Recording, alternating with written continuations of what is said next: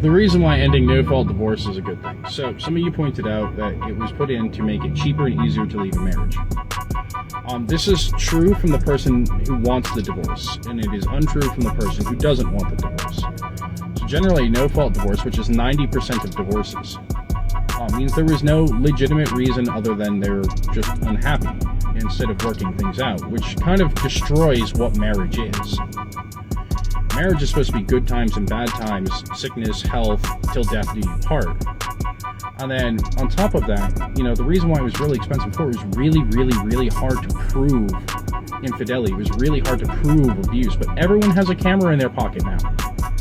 It's not hard to prove anymore.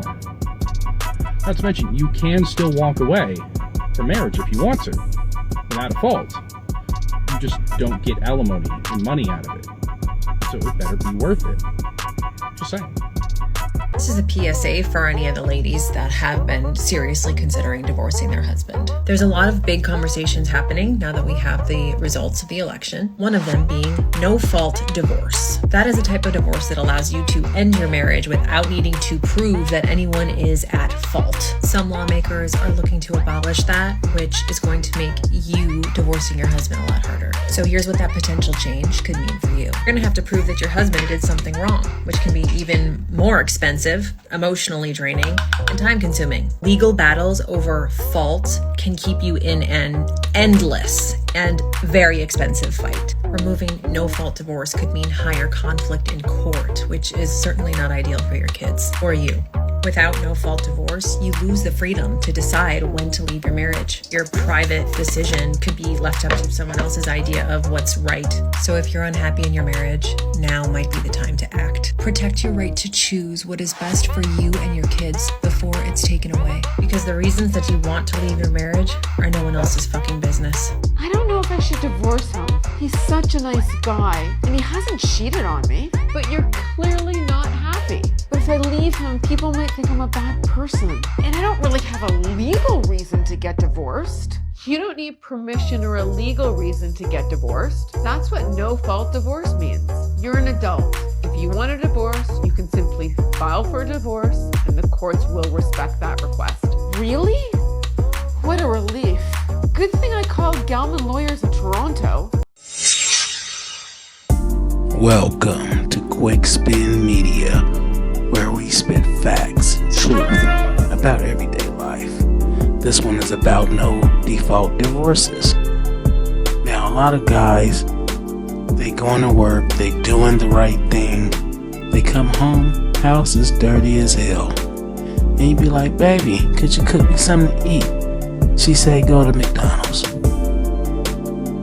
All we want is to be appreciated when we come home. But this is a new world. This is the liberal world. It's destroying the relationships, and all the towers gonna fall with the women. It's time to get it right. It's time to stick into these relationships. Really think about it before it's too late. Because once it's done, it's done. They say the grass is not always greener on the other side.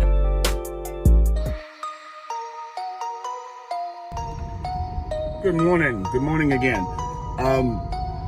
I'd like to answer a question for sisters, all right? So, Christian sisters. I was watching some videos in which women were talking about, singles events where, men don't show up, all right? I watched some videos where with Christian ladies and just ladies. So you got a lot of lonely ladies out there looking for a man or looking for a husband, But now why, you might ask yourself, if you want to know, women, from a man's perspective, why are Christian men not showing up to these single events? Why does it seem, or no, it doesn't seem like it. A lot of ladies are now realizing that men are uninterested, in relationships. They're not even approaching them anymore. Why is that? Well, I want to answer just from a Christian perspective of why some Christian men aren't showing up at those Christian singles events, aren't interested in marriage. It's because a Christian man who's in Christ, who's really trying to follow, God's way, with his mentality, you know, the mentality he teaches, he realizes that the ladies that are being, his sisters that are being groomed in the church are not being groomed to be like the virtuous woman that is described in Proverbs chapter 31. What is being produced in the churches today are rebels, right? Who don't have traditional values, who don't share God's values. It's producing materialistic women who don't need men, independent women who don't need men. And so materialistic women who don't need men. So where's the place for a Christian man? He has no use for a lady like that. And on top of that, what's more, men realize that that women in general don't want to stay married. They won't stay married. So they're looking for a man to get a man, but not to keep a man. You see? So men say to themselves, why get married? More and more conservatives are attacking divorce as the next way to curtail women's freedoms. Let me explain the latest. Okay, quick background. The U.S. uses a no-fault divorce system. Basically, before the no-fault divorce system, which came out in the 70s, you used to have to prove abuse or infidelity or something like that in order to get a divorce. But now you can just say that you have irreconcilable differences and you can be granted a divorce. No-fault divorce is obviously good public policy. It's bad public policy for the government to force couples to non-consensually stay in a marriage or to second guess why you no longer want to be in this marriage. But it's important to note that no-fault divorce had particularized benefits for women who initiate nearly 70% of divorces. I think the percentage is way higher.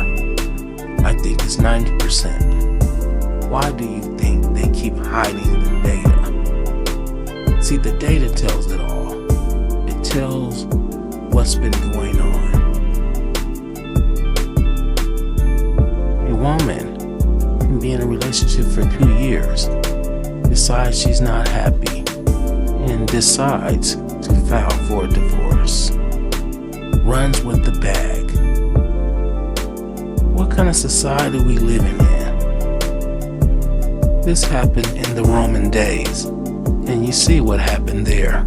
A lot of people escaped there to come to America. They didn't want to be part of that type of society. Women, it's time to get back to traditional ways. It's time to stop dressing promiscuous. This is the only way it's going to work. We want it to work. It's not that I want the government to get rid of no-fault divorce.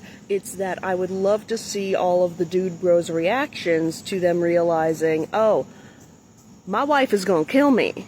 I recently saw an article where they want to make it difficult for women to get divorced.